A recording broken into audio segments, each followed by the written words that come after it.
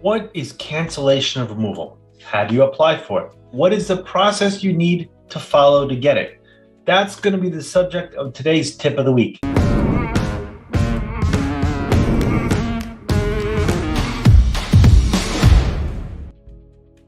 My name is Andres Mejer. I'm an immigration attorney and an immigrant myself. My family and I once were where you are right now. We came to this country with a tourist visa back in the 80s and overstayed our visa. We lived for a long time without legal status, meaning that my parents couldn't get a legal job or even a driver's license.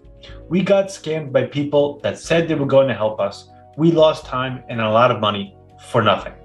And it's because of that experience that I decided to become a lawyer to help good people like you who are fighting hard for their dreams and their family to achieve legal status here in the United States. Remember, the greatest tool you can have is information. If you are prepared and know your rights and your options, things will always be easier. After that quick introduction, let's go right ahead and jump to our subject, cancellation of removal. First, what is cancellation of removal? This is a defense for non-lawful permanent residents against deportation, and it's a pathway to get a green card for people who are in removal or deportation proceedings.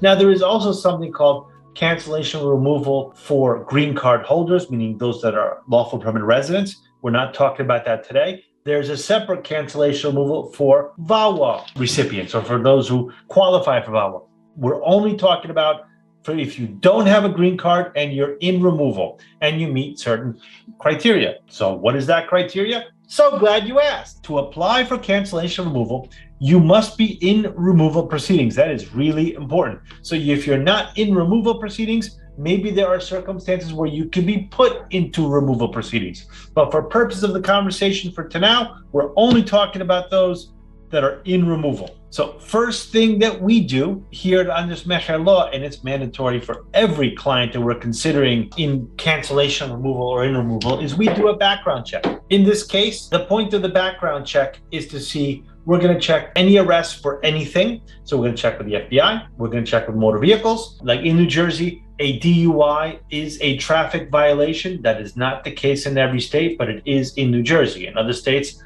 just looking at your FBI background will show up any DUIs for that state. That is not the case generally for New Jersey. And we're going to order all of your documents from immigration. I simply want every single document the government has for you before I apply for your situation. And let me show you what this process looks like. Here is what we call our roadmap. So the first step one for any client that hires us is the background check. That is what I discussed where I said FBI, motor vehicle, and immigration. I want every document that the government has on you. And there are 7 different immigration agencies that we request: ICE, Customs and Border Patrol, Department of Homeland Security, USCIS, Department of State, OBIM, and EOIR, which is the immigration courts. So I want all 7 organizations. Again, I want to make sure that we have absolutely everything. Once we have your background check and everything, there's nothing that disqualifies you that we can't fix, we then go to the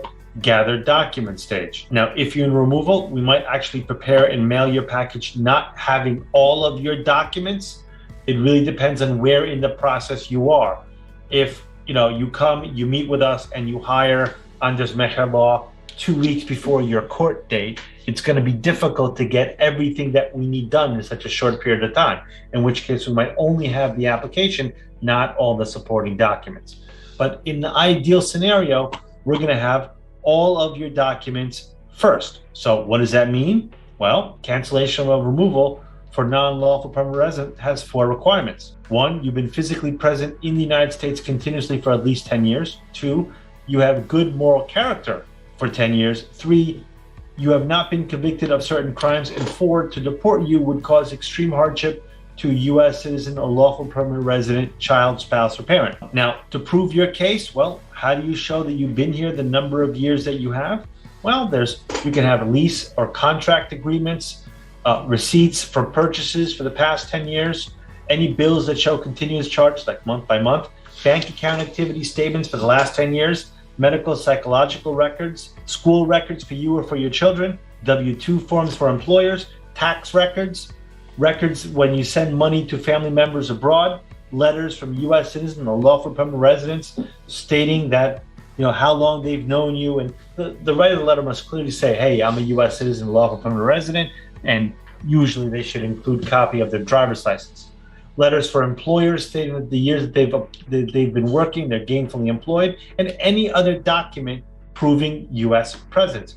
For good moral character, you must show copies of the taxes, ideally for the past 10 years. They're also relevant for continuous presence. Copies of all criminal issues like arrest. Again, this is one of the reasons why we do FBI motor vehicle searches. So every arrest will result in a disposition. Letters of recommendation showing that you're a good and moral person.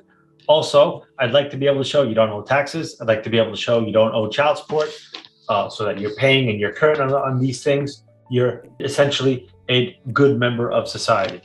And finally, evidence of extreme hardship on U.S. citizen qualifying relatives. Well, that's medical records showing a diagnosis and a serious medical condition for as long as they've had it. So ideally showing a diagnosis and a prognosis, records of any counseling or psychiatric services you've received, evidence of special needs in school called an IEP, individualized education plan for the years they've been in the program, letters from doctors, psychologists stating how the U.S. citizen or lawful permanent resident would suffer if they have to join the applicant in another country or if the applicant was deported. Evidence of financial burden that deportation would cause the rest of your family. So, look, there are a variety of factors, but the three key ones is financial, emotional, medical. So if someone has a medical condition, I want to document it through tests that were done. If they've ever had therapy, I want to document what that therapy was like and how you'd be affected by the deportation. What does your financial circumstances look like today? What do you earn and what are your expenses? And what does that look like if you're deported? So that is what we start with to prove each of those steps. So again, in an ideal scenario, we gather all the documents, then we prepare the application and we mail it to USCIS. USCIS is then going to give us a receipt, and you will subsequently be scheduled for a biometrics appointment. That's where you get fingerprinted. With that, you will be able to apply for a work permit. Now, when you apply for a work permit, you're going to have to show that your application was filed with the immigration and with the court, which is actually step 7. So for step 7, I'm talking about a complete package with all of the documents and an updated application. So at step 3, you might have sent the cancellation of removal application. It's called EOIR 42B. But by step 7, we want the full application with all the documents and all the proofs, because step 8 is going to be your final court hearing. That is your trial date. Step 9 is receive the decision. You often don't get the decision the same day because there's only 3,800 visas issued per year. So a judge might say, I'm inclined to grant it, but I don't have a visa, so I won't make a decision at this time. That, folks, is the steps that you need for cancellation of removal.